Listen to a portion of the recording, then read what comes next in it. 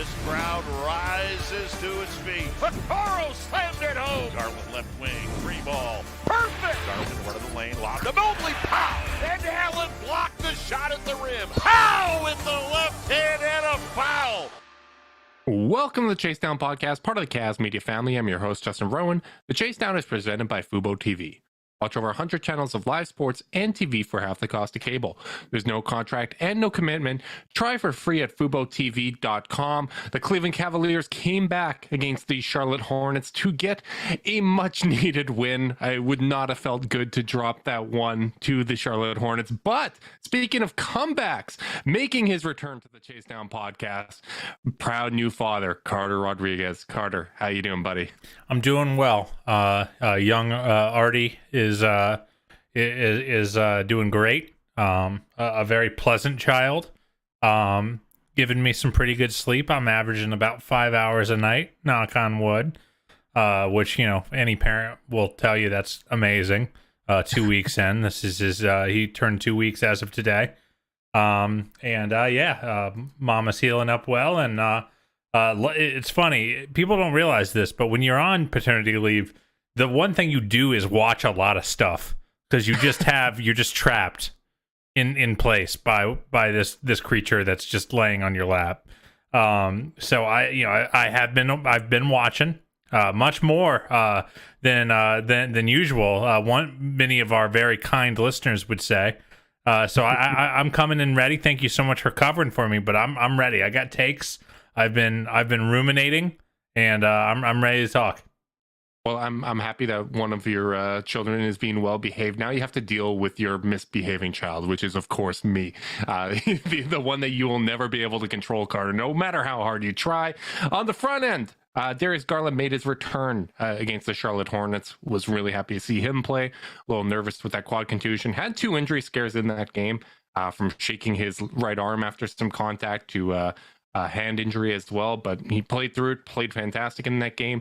Jared Allen has been ruled out for the game against Charlotte, although I did see Chris Fedor note that he was wearing a practice jersey at shooting around with the team today, so that's an encouraging sign. No structural damage, the Cavs announced. We know with Darius Garland that eye injuries can be something that takes you out for a while. So it really seems like the Cavs dodged a bullet with that one. Yeah, man. Even so, what are we at? 9-10 games missed due to eye injury this season. Got to be near top of the league, top of league history. It's been unbelievable. With that said, I know that player comfort is important here. I know that recovery is important here. But Jarrett, you would look so cool with the goggles and the fro. I really hope that's part of the doctor's orders. Is a pair of rec specs on our boy, because I think he will look like such a dope throwback player. It'll be like he got teleported in from the 80s. I would love to see that. If he comes out against Philadelphia wearing those, that would be that would be one of the most exciting moments of the season for me. If you're on site at the Rock at Romo Fijo, you better walk straight to that Caesar Sportsbook if he comes out rocking the rec specs. We ain't losing. Look at you giving gambling advice. You're reckless already. I love it.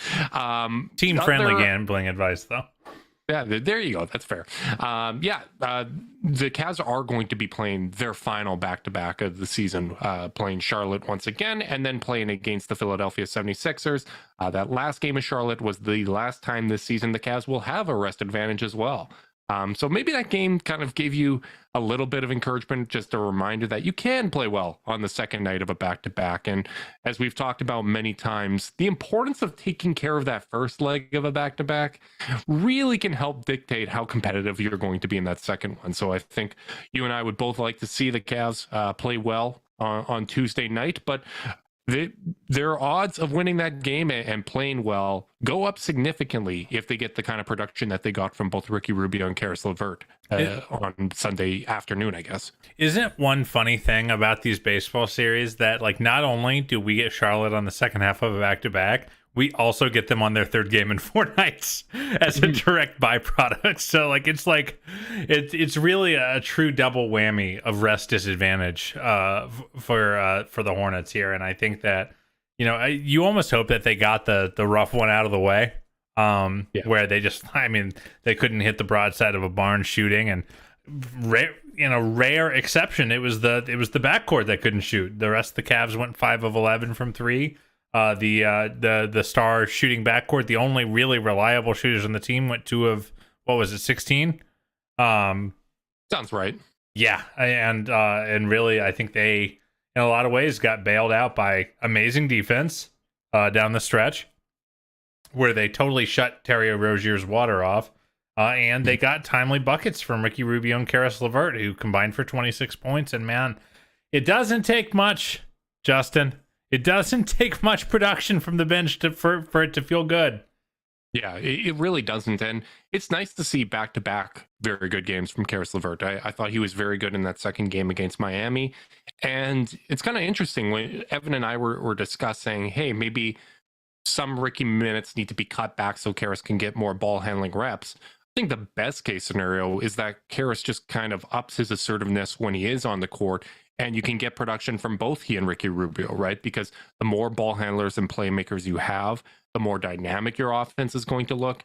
And it really helped kind of steady the ship on a night where you had Evan Mobley get into foul trouble relatively early in this game, right? Like, you did have spells of missing jump shots, and honestly, the missed layups and free throws jumped out to me as the most easily correctable part of this game. You hope that few more of those go down, and you're not sweating down the stretch the same way that you were in this one. Yeah, I'm normally a shining beacon of positivity, but with that said, I just know there's going to be a playoff game at some point in the next couple of years where Evan shoots 50% from the line, and I lose my mind because he tends to have some not timely free throw misses. What did you think of Evan at center in this game? Because what encouraged me the most about it was he didn't get off to a good start. He tried taking it to the basket, tried drawing some contact, wasn't being rewarded, got into foul trouble on the other end, which is obviously frustrating. But I kind of like the fact that he maintained his assertiveness, even though he wasn't getting those calls, right? Like, he kept attacking the basket and ended up 18 points, 9 rebounds, plus 15 on the night. Like, that's a very good, impactful game from Evan Mobley. Yeah, I mean, he played the entire second half, which I believe is the first time in his career he's done that, which, I mean, says a lot about JB's willingness to put Rolo out there or Dean Wade out there at the 5. Once the game was really tight. First half was such a wash for me, like they were playing so poorly and so haphazardly that it was like, there's nothing for me to evaluate here, like it was just a mess wholesale. So like, obviously I don't want to like write that off and be like, oh, well, we don't have to talk about it because it wasn't good, but it was just so messy that it was hard to like pull a lot out of and extrapolate. I think that what I did like to see in the fourth was he put Kai Jones in the basket a couple times. Again, I've said it multiple times on this podcast, but this is a dude who even though he's not strong physically, plays strong and likes to bang. He likes the physicality, and when that man's strength comes along, I think it's just going to be a whole new game for him, where he's not having just to hit floaters, but actually really, he can really put his shoulder and finish through people. Some foul draws that become and ones. And he had a couple last night. So I thought he was good. I thought he completely ruined Terry Rozier's life. He and Isaac did in the fourth quarter. And man, you could literally just see like the talent level just overwhelm the Hornets in that fourth quarter. And I'm really hoping they come out tomorrow night and assert that, because I thought, it just became so clear that like, okay, if we put Mobley and Okoro in an action with Rozier, they're just not going to get a good look. They just won't be able to because of the talent level on the floor for Charlotte right now. Yeah, and I think you saw in that game why the Cavs have the best fourth quarter net rating in the league, right? Like, that's the Cavs' strongest quarter. And while they've had some issues late in games, particularly on the road, overall, fourth quarters, this is when the Cavs really kind of tighten the screws and they really clamp down defensively. And outscoring the Hornets by 14 points was big. And honestly, it was a good process game at times, like, or certain aspects of it were good process. Obviously, their focus could have been better. Their finishing, the turnovers, all that was annoying. But just like I liked Evan Mobley continuing. How many turnovers do you think they ended with, without looking it up? 13. Only 10. Really? Yeah, I couldn't believe that. When I checked in the first quarter, if I'm not mistaken. Yeah, because I was like, oh man, like that was like one of the reasons this was so close. I was like, nope, they literally just stopped turning the ball over after that like comically bad stretch to start the game.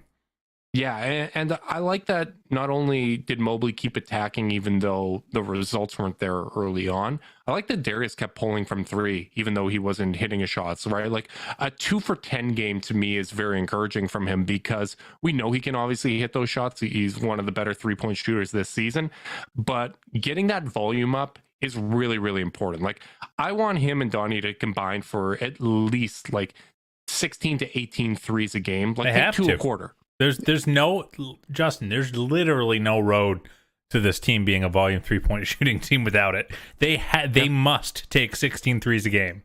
Like if I'm JB, I'm writing that number on a whiteboard and keeping it up all year. Take at least 2, right? And Darius, Karras, you got to take at least 4. That is my Karras, and probably my Isaac benchmark as well. And they all hit that benchmark. They backcourt combined for 16. Karras took 4. Isaac took 4. They still only took 27 threes. You did, and luckily they just held Charlotte to only 21. But like they kind of must.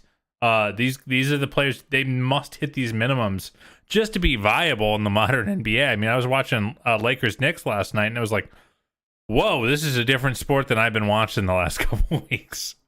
Yeah, it's absolutely essential, right? Like take those. I like that they're starting to take more pull-ups in transition. You have to take those shots to get the defense to react in different ways. You can't pass up those opportunities. And for Darius, we've seen it time and time again. When he is taking those shots, all of a sudden the floor opens up for everybody else, and he's better at capitalizing on those opportunities than just about anyone in the league. Like he is one of the better passers in the NBA.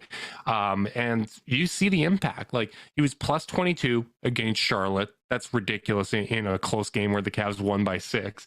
And you look at the stats since January 1st, the Cavs are 16.1 points better when he's on the court. He's the only player on the team that when he's on the bench, the Cavs have a negative net rating. Like this guy, you look at the season long numbers if you don't want the January 1st date, like nobody impacts the plus minus difference on the team more than Darius Garland. And right behind him is Jared Allen, who we've talked about it so many times, but his impact just doesn't get talked about enough because you have Donovan Mitchell, who is pretty much a lock to make an all-NBA team. I think I would riot on air if he didn't make it. You got Evan Mobley, who you look at the last 27 games, he's averaging 19 points per game. His efficiency's up.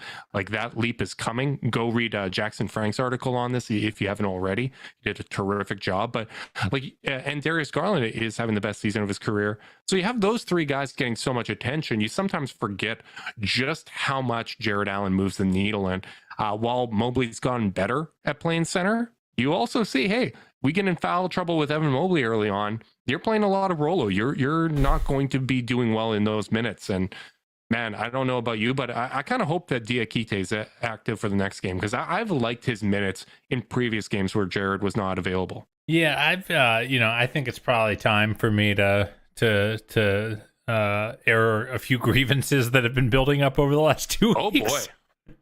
And man, is this team small. It's so weird that a team with 2 7-footers in their front court is small, but they're the only bigs that play anymore. Lamar is really a big wing from a size perspective. He's only 6'6". Wade's out of the rotation. Rolo is out of the rotation. They obviously, they bought out Kevin Love, and they're just playing a lot of lineups where if they break containment, if they lose containment on the front end of a defensive possession, it's over because you're just one rotation away from having Donovan or Isaac playing the 4 or trying to protect the rim if Evan or Jarrett gets pulled out. And I'm a little concerned right now. And, I talked about being afraid of both Philly and Milwaukee in the postseason because of their ability to get our bigs into foul trouble. I forever will say that the identity of this team is those two bigs. Having an elite defensive big on the floor at all times for 48 minutes a game, and for 22 of them, having two of them out there. But that is, that is a watch that requires a lot of precision. Everything's got to be working correctly for that to work right now, and I'm concerned. I'm concerned about the size of the team that's getting minutes right now. Like, and I think that if I had told you that we'd be seeing like a healthy dose of Karras at the 4 and Isaac at the 4 this season, you would go, "Uh-oh, something went wrong." I would, well, if you told me that before the year, I would say, oh, that's one, I would be concerned about injuries. Two, I would be thinking, oh, did Isaac add something to his game where now all of a sudden he's playing this Bruce Brown role because I'm such an optimist? But you're right. Like, the team is a lot smaller at this point, and the Dean Wade thing is really interesting to me. Like, I thought with Jared Allen being out of the lineup that would be a spot where he would definitely play. It's disappointing, Justin. It's disappointing to not see him out there. It is. It made me wonder if he's almost getting like a bit of a Jetty Osmond reset, right? Because like we've seen at times, like, hey, you're not playing the type of game that we want to see from you, so you're going to sit for a little bit. We'll work on some stuff and shoot around. We'll try to get your confidence back up, and you'll be reintegrated to the lineup at some point. I hope that's what it is, because Dean Wade's an important part of this equation, right? Like, he is kind of that versatile front court player that can give us size and mobility, right? And shooting, yeah, conceptually, which he has now been doing as of late. Right. He can defend 3, 4, 5. And you look at the options, like, there aren't a lot of easy solutions with how these guys are currently playing. And I know we're going to get into what we can learn from the remainder of this regular season, but you look at the bench. The bench leader in 3-point percentage is Caris LeVert, shooting 36.2%, slightly over league average. And outside of that, it's Dean Wade. Caris is at 36.4. Wade's at 36.2. But Wade's played 20 games since he's come back from the injury, and he's only shooting 30.6% in those games. And more concerningly, he's just not taking a lot of attempts in those games. And I think passing up attempts is almost like the cardinal sin when you look at this team. Like, I think I really think the possession where he caught the ball in semi-transition right under the hoop and passed it out was a major, like, that was like the, oh man, I don't know if he can be in the rotation right now type of play. Sorry to interrupt you there. Yeah, no, I think that's a good addition. The cardinal sins for the Cavs is like not following the right process, right? Like, if you're supposed to take shots when you're open and you don't take those, you're going to lose opportunities. If you are supposed to be somewhere defensively and you're just kind of spacing out and you make those lapses on those possessions, you're going to lose opportunities. So the reset of Dean Wade, if that is in fact what this is, because by all indications he is healthy, coming back from a serious shoulder injury, right? Like, that can impact your mechanics. It can impact your confidence, and trying to get him back up to game speed is important, because nobody else is shooting above league average from the bench, right? Like, we talk about Jetty as a potential option, and I'd like to try to get him going as well. He's shooting below league average from 3, and individually defensively, he does have some miscues, right? And you don't have two bigs to go protect him either right now. Right. Good point. So getting these guys back on track, I think is by far one of the biggest things that I'm looking for down the stretch of this season. Yeah, I've seen some folks griping at JB rotations. And like, I just don't understand that. I mean, well, I understand it, but I don't respect it. I think that, at a certain point, like, the players just got to play better. I mean, Ricky can't shoot 25% at the rim. Karras can't go games where he is, he can't go games where he's playing 34 minutes and going 2 of 9 or 2 of 6 or 2 of 7 from the field. Dean can't play 20 minutes and take 1 shot and grab 2 rebounds. Like, he needs... JB is doing basically what I asked him to do, at least, privately to you, where I was like, hey, he might just have to give Lamar some run. Like, Lamar stylistically is so not what this team needs, but like at a certain point, you need to throw out the archetypes, and you need to say who's good. Yeah, like you just need to say well. who's gonna play in the role that they're playing in better, and Lamar is doing that. So he gets all the credit in the world. This has not been this podcast is not been the give Lamar Stevens a ton of minutes podcast historically. But he's earning them in a way that Dean hasn't been, and so it's hard to be like, there's not enough shooting. JB needs to find a way to get Wade on the floor. It's like, well, Wade isn't earning it right now. You can quibble with the Jetty stuff. It is hard given that he was such a plus minus rock star early in the year to have him have such a short leash right now. But then Rubio's also just coming back from injury, and it's just he's gonna have some up and down games. So it feels like, to me, the Cavaliers players are not giving JB a ton of options outside of that starting five, which I think has been magnificent for the last month. Obviously there are games where they'll take a hit, but really since the new year, that starting five has worked. The core four are putting up, an insane lion's share of the points. Isaac's doing all the little stuff and earning minutes and hitting enough jumpers to work alongside them. But these bench players, it's my number one concern, and it's not even like, the bigger concern I have is they're just kind of running out of runway to fix it. And it feels like one of those things where, I know that depth matters less in the postseason, but that's 9, 10, 11. Yeah, it's absolutely. And they don't have a lot of optionality in terms of play style right now because of the performance of the players that are getting the minutes. So two things. One, I'm glad you got that off your chest. Thanks, buddy. Two, even with Jetty, you mentioned the plus minus, and that is still the case when you look at the season long numbers. But you look since January 1st, the only member that was part of the rotation with a bigger drop off was Kevin Love. It's the lineup data hasn't been good, and the lineup data supports what the current rotation is, right? And there's two ways to look at it. I think obviously they need to play better, and that would be my concern. As you mentioned, the rotations are going to get shorter. You're going to be playing your best players well, and if Ricky and Karis are showing signs of life, that gives you 7 guys that you feel pretty good about, and that's a good thing. But you do still want to have that optionality. So it's concerning on the one hand. On the other hand, we do have sample size from earlier in the year, knowing that these guys can do it, right?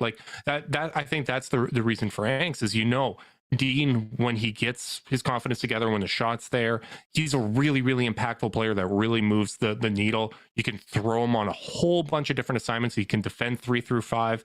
He's able to space the floor and is just an intelligent basketball player. Jetty can play really well at times, and he can really give the Cavs a lift. So I guess the thing I'm curious about is, as we look at the final 12 games of the regular season, it's looking pretty damn clear that the Cavs are going to be 4th. The math is getting very, very, very difficult for the Knicks and Nets to catch them.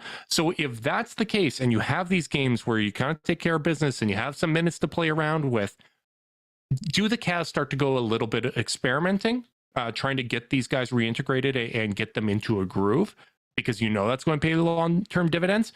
Or are you going to kind of lean a little more heavily where we're going to play our starters and the core rotation together pretty exclusively kind of in the first 3 quarters, and then we're hoping that we just take care of business where they just don't have to play in the 4th, right? So get them the reps together and keep that continuity going so that you can carry that into the playoffs, and then have the second unit play after, which I think there's a merit to that, and there's advantages to doing that, obviously, but you're also not getting those guys that you're hoping to get integrated minutes with the starters, right? So it's a delicate balance that you have to kind of suss out.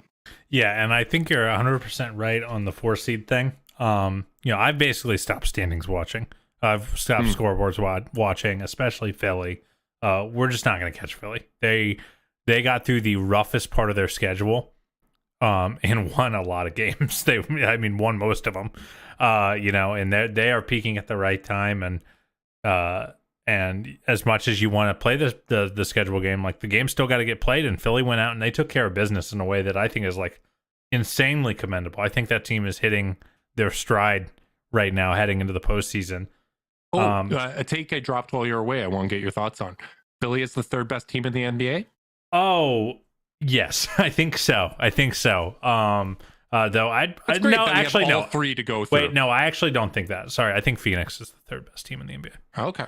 I don't think that's true this season because they're just not going to have time together. I'm not super worried about that for them. I just think KD's amazing and like all the stuff. He is the most plug and play star ever. But I do have there's another end of the court though that you need time together. So that would be my one thing I have concerns with. Here's what I'll say about the KD thing. Everything I actually feel like I am so much lower than the consensus basketball community on KD as a player. You know, like I think he's probably the greatest scoring forward of all time, but like his overall, like I might have him 2-3 notches below consensus. I don't love his playmaking. You know, I feel like he's had more series like the one against Boston last year where it's like, oh, KD's efficiency is just awful, or he's not able to elevate his teammates much. I just feel like his playmaking is just okay, but like it's the perfect team to accommodate those limitations. Those like, and when I say limitations, I mean like places where he's a 7 out of 10, not a 12 out of 10. So like I don't know. I'm terrified of Phoenix if I'm any other team in the West. And as much as I'd love to give Denver that credit, man, I've just been thinking a lot about Denver recently. I know we're getting way off topic. I've been thinking a lot about Denver recently. People are not talking about their talent issues enough. That is not a crazy talented team. How many sidekicks, how many number twos around the league would immediately become Denver's second best player? Drew and Chris, I think, would be their second best player. Jalen would be their second. Giving enough love to Gordon there. I think Gordon's been better than Chris this year. I think Gordon is a very nice story. But like he is so. Are you giving him the Gulliver cute story? Yeah, I think he is so a product of his teammate. I'm disgusted by this. I think he's so a product of Jokic. I think Harden would be the second best player on that team. Jaylen Brown would be the second best player on the team. Darius, Donnie would be the second best player on that team. And just down the line, I mean, like I just think they're gonna have the number one guy in almost every series, but they might not have two or three or sometimes four in some of these series. Luckily, the West is an absolute tire fire, and is the worst I've seen it in my adult life. But man, like they do not want to see Phoenix in the second round, I think. And if they do make a finals appearance, Jokic will have earned every bit of it. Yeah, I think that's fair. I mean, God, it's not looking great for them. I mean, I did appreciate them losing to the Nets because I'm personally rooting for Brooklyn to end up in the 5 seed. A little disrespectful. I think that they're playing well, but that just feels easier to me because the playoffs, like your best player matters a lot. And as great as Mikal Bridges has been, I'm still picking that over Julius Randle and Jalen Brunson, assuming that Brunson's healthy, of course. I'm not sure, man. I feel like, like the thing about New York is it's such a chicken or the egg thing where they are so dependent on ISO ball. And on one hand, you look at it and you say, well, that's kind of what playoff basketball becomes sometimes. So they're going to be playing their style, so to speak. But we also watched the Atlanta Hawks shut their water off a couple years ago in a way that was like really uncomfortably ugly for them. You know, I think Brunson changes a lot of that, though. I mean, maybe, and Barrett's gotten better.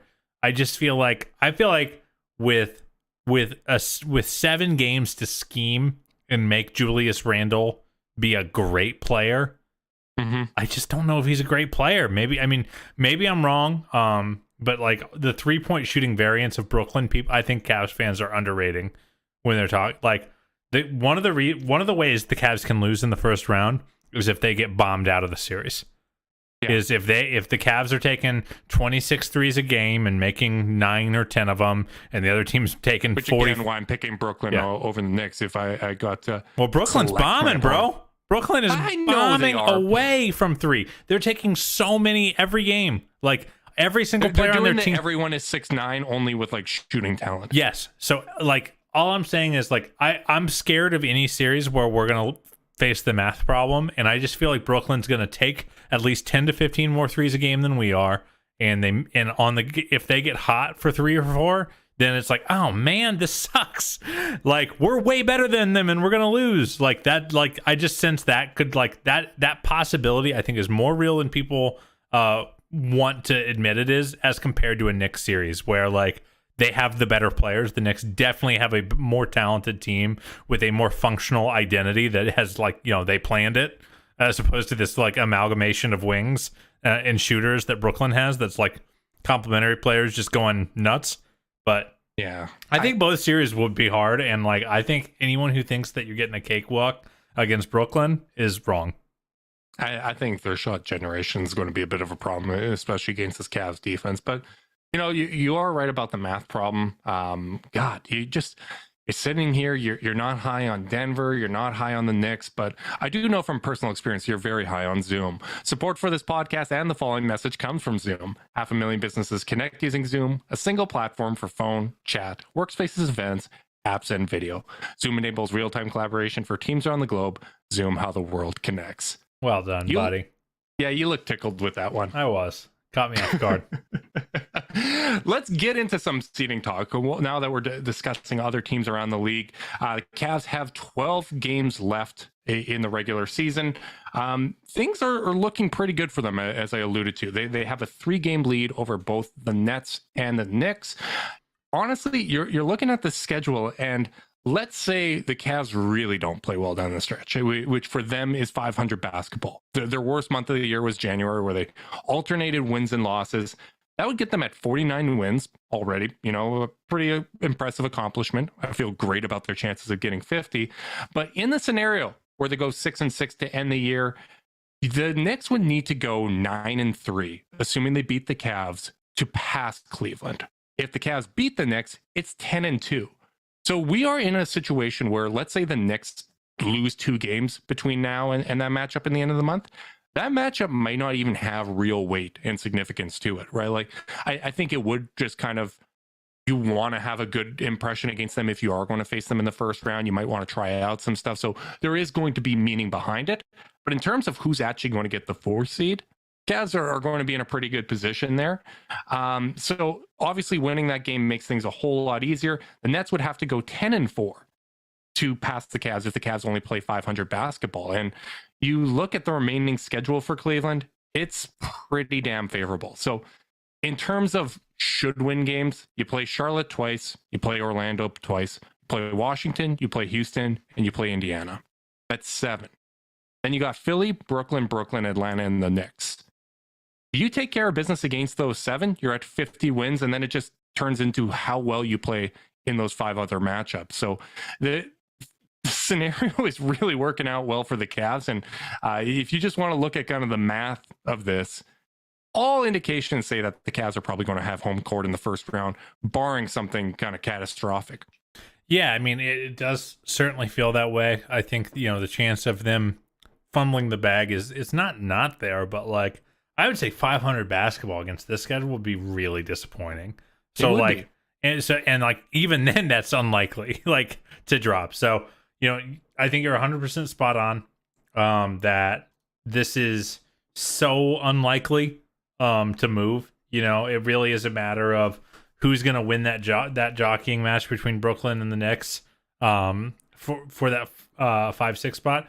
And then, and then in the rest of the East, it's, how does that play and shake out? And does one of these teams end up giving Milwaukee or Boston a rough go? I mean, I know that Atlanta, Miami, Toronto have all been, kind of tire fires in their own ways over the course of the year. Yeah. Also, I mean, just again, to point to the difference between the West and the East right now, I'd not be thrilled about playing any of those teams in the first round. No. And certainly if you're any of those teams in that play-in mix, which it looks like no one's busting in the top 6. It's just such a large gap.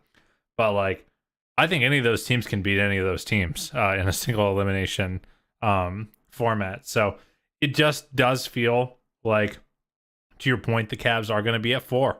And all the stuff that, and I think I was expecting at this point to be scoreboard watching every night. Like, how's Philly doing? How's New York doing? How's Brooklyn doing? And I'm just not that invested because of the way the math is lining up, which means the only thing that matters is the on-court product. The only thing that matters is the performance of these individual players and getting as much momentum as you can to be successful in the first postseason for a lot of these dudes. Yeah. And that's I'm sorry to say this, and and figuring out what that momentum means is going to be so important. Is it, to your point, tooling around and trying to get some of these archetypal players that maybe fit a little bit better with what the Cavs are trying to do going, or is it just win as many games as you can, and feel good about the fact that you're winning a ton of games going to the postseason? I don't know yet what the right answer is. Yeah, it's a difficult question, right? And if the Cavs are in a spot where the seeding does kind of look locked in, you might see like it's going to be hard for them to get up for some of these games, right? And maybe that means you drop one that you shouldn't, that you don't have the focus, kind of like that first game against Charlotte. And I mean, the unfortunate thing is the other side of this coin is because the math is how it is, and it's tough for the Knicks and Nets to catch us. It's equally tough to catch Philly. Like, the Cavs win these next 2 games, and you get the tiebreaker over Philadelphia. That's great, but then if you finish the season 9-3 over these 12, or I guess at that point 7-3, because you got those 2 wins, Philly only has to go 8-7 to keep the 3 seed.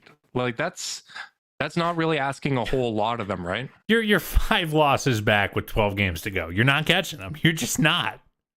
Yeah, it would be really, really difficult. And I mean, their schedule is still tough, but a lot of those tough games come at the end of the year, right? Like, maybe the Bucks or Celtics are resting guys in those last 5 games of the season, or they're looking to manage an injury, right? Because they got their seeding locked up. It would be great to win this back-to-back. I think you win this back-to-back, and all of a sudden you're at 45 wins with 10 games left, and you got a real good shot at like 53 wins. I think that would feel great, and it would probably require Jared Allen playing. But outside of like really kind of burying the Knicks' chances, I just think it's going to be really, really tough to catch Philadelphia. And I just did some quick math. If the Cavs had won 16 of their last 17 games, we would be tied with Philly in the standings. Like, oh my goodness. Like, that's what it would have taken. Like, it's like, I was like, man, maybe if they hadn't, blown that game to Miami or that Boston game had gone a little better, or that Atlanta. Nope, they would have had to just win every single game. Like, they were allowed 1 loss because Philly had a bit of a head start, and Philly hasn't lost any games. Yeah. Like, now my scoreboard watching is hoping that Boston gets up to the 1 seed, because I still want to be on the same side of the bracket. Well, especially after all this shade Bill Simmons has been throwing to our boy Donnie on the Rosillo pods. My goodness, like it's laughable that he would be a first-team All-NBA guy. Meanwhile, while he's arguing for Damian Lillard. Here's the thing. I feel like I'm taking crazy pills, Justin. When Bill starts discrediting players from a team, it's because he's got a slight bit of fear for them, and I think that's a sign of respect. I think it's one or the other. He's way on either end of the spectrum. He's either like so afraid of them that he gives them too much credit, or he's like starting to take little digs to try to make himself feel better in a matchup. I think you might be right there. But yeah, it's going to be tough. But if you win this game against Charlotte, that means you went 3-1 on your road trip. And really splitting that series against Miami was important. Like, the Knicks dropped a game at Madison Square Garden against Charlotte, and Brunson got hurt, so they lost a couple of games.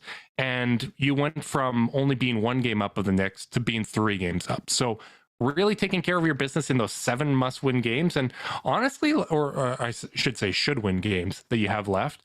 And like those toss-up games that I listed, Philly, I think you're going to be an underdog. But outside of that, Brooklyn, Atlanta, who is still playing 500 basketball, and the Knicks, like you're going to be favored in a decent number of those games. So calling those a toss up, like you go 2-2 there and you go 5-2 on those should win games. Yeah, let's do a quick Mike and the Mad Dog. Tell me if they're going to be favored or not favored as we go down the schedule here. At Charlotte. Okay. Favored. Versus Philly. Underdog. Versus Washington. You got to say where it is. Verse. That means at home. That means at home. Okay. Yeah. Favorite. At Brooklyn. Favorite. Slight favorite. At Brooklyn again. Yeah. Same thing. Versus Houston. Favorite. At Atlanta. Slight dog. I don't think so. I disagree with you. I think they're a favorite there. Versus New York. They were a dog last time they were in Atlanta. That's why I said that. But it was a back-to-back, so you never know. Yeah. Versus New York. Favorite. Versus Indiana. Favorite. At Orlando. Favorite. Favorite. Versus Charlotte. Favorite. I think they will be favored in every single game except the Philadelphia game because of it being a third game in 4 days and a back-to-back. Yeah, you can easily go 8-4 here, right? Like even accounting for a couple letdown games, 8-4 is not outlandish. And if you go 8-4, next one you need to go 11-1, including win over the Cavs to get the 4 seed. Yeah, like, that's really, really tough. And you lose that game to Cleveland, and Cleveland goes 8-4. If 8-4 includes a win over the Knicks, you are the 4 seed. So I think we can feel pretty damn confident that the pencil that in at this point. I'm at the point now where I just want them to get to 50 wins. I think people, I say all the time, people say it all the time. It's a real milestone. Getting to 50 wins matters. And for year one of this thing, 50 wins, which, far exceeded their Vegas over-under, which I think was like 46.5 at open, would be, a healthy cover of that number on the over. And indicative of a team that's ready to take an even bigger leap next year. Yeah. What questions do you have? What do you want to learn from, or what are you keeping an eye on for the rest of the regular season? I've already covered the bench stuff, so I think what I'll go is that last roster spot actually matters. Whether they decide to chase a 3-4, or a 4-5. Is interesting to me. Mm-hmm. A guy like Juan Cho is on the market right now. A guy like Serge Ibaka is on the market right now. And whether they, I'm interested I think the type of player they fill that spot, assuming they fill it heading into the postseason, the type of player they fill that spot with will tell me a lot about their confidence level. If they go and if they just promote Diakite to the active roster, or bring Sam Merrill back or something like that, then I think that tells me Kobe and JB are like, we're good with what we got, and this is who is going to play. We are not playing. We are not expecting to play, even in a break glass in case of emergency. We are not expecting to play this guy that we're signing. If they sign Ibaka or Wancho, that tells me that they are like, okay, we need some insurance in a postseason series. We need a player who has played a lot of NBA games to come in and be an ambulatory NBA player. That isn't going to, that is somewhat of a known commodity. And maybe I'm wrong there, but that is that's what I'm looking to learn. Is I feel like that will teach me a lot about Kobe and JB's mindset, is what they do with that last roster spot. The thing I'm keeping an eye on, and I think your nomination is a great one. I'm curious which way they go. Like I said, I'm pretty happy with the minutes we've got from Diakite when he's played so far this year, and I think he's been better than Ed Davis was last year by a considerable margin. Obviously better than Moses Brown, and I think frankly, has he been better than Lopez? I was about to say, has he been better than Robin? What I'm keeping my eye on, Carter, and now we're reaching the point of the season where sample sizes are pretty damn large. We've learned a lot about this team. There's not a whole lot more we can learn. And the thing that's just been confusing me is I look at the starting lineup data with Karis LeVert and Isaac Okoro, and they're both great at this point, right? They're both, I think, about +8. The big difference is the Okoro lineup has a higher defensive rating. It's a worse defensive rating. And the numbers seem to indicate that comes down to 3-point shooting. And Carter, I want you to theorize. I'll say on the front end, I spent a lot of yesterday and a lot of today watching every made three against the Cleveland Cavaliers since January 1st. Or at least in the outlier shooting games. Those were the ones I went through. Thank God for NBA.com for making that easy, where I can just click the blue number and it shows me the clips. But what do you think structurally changes defensively when the Cavs have Isaac Okoro in instead of Karis LeVert? I actually don't know where you're going with this one. So, my guess is that Isaac is often asked to guard point guards, and Karis is not. Round of applause. Well done, Carter. Isaac being put on the ball handler is the biggest structural change that I can see, kind of looking at those lineups. And that means that Darius Garland or Donovan Mitchell kind of swing over to a wing, right? And the thing I've noticed, and it was prevalent in the Nuggets game in particular, was we got a lot of digs, particularly on the strong side against Nick Jokic. And that led to a lot of open corner threes where we're leaving guys open.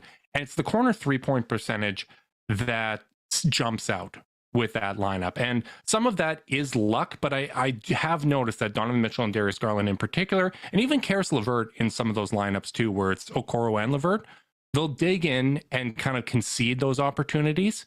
Whereas when it's Karis in with the guards, everyone just kind of sticks with their assignment and they're structurally sound. The league average for corner 3-point percentage is 38.9%. Carter, do you want to guess what the Isaac Okoro starting lineup is allowing? I saw you dropped on the Discord earlier, so I'll let you just say it. Yeah, it's 58%. How many shots? Do you know how many? Do you know what the sample quality is there? There isn't sample quality. It's only the 720 non-garbage time possessions that they've played together. But there's noise to that. 58% is absurd. But that's the one big difference. And you look at the starting lineup with Karis, and it's 34%. Or just under 35% on corner three. And I'll tell you what, if there's one thing Karis has not hung his hat on defensively this season, it's guarding the 3-point line. Right. That's a great point. And I mean, that's one of those things where, okay, does a team, like, do the Knicks kind of exploit that? Because this is going to be the second time we've played them.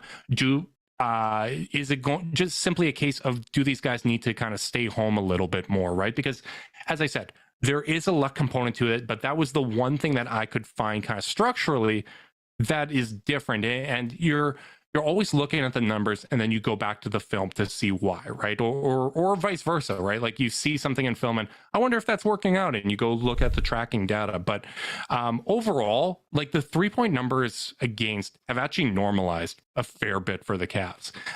Even the corner 3-point numbers, they give up a fewer percentage when Okoro's out there than the LeVert one. It just seems to be that those are higher quality opportunities. And unfortunately, there's no way to look at how many of those are open from what's publicly available that I'm aware of. But it's just kind of one of those interesting things that I'm kind of keeping my eye on down the stretch, because I do think when you're looking at the potential math problem in the playoffs, right?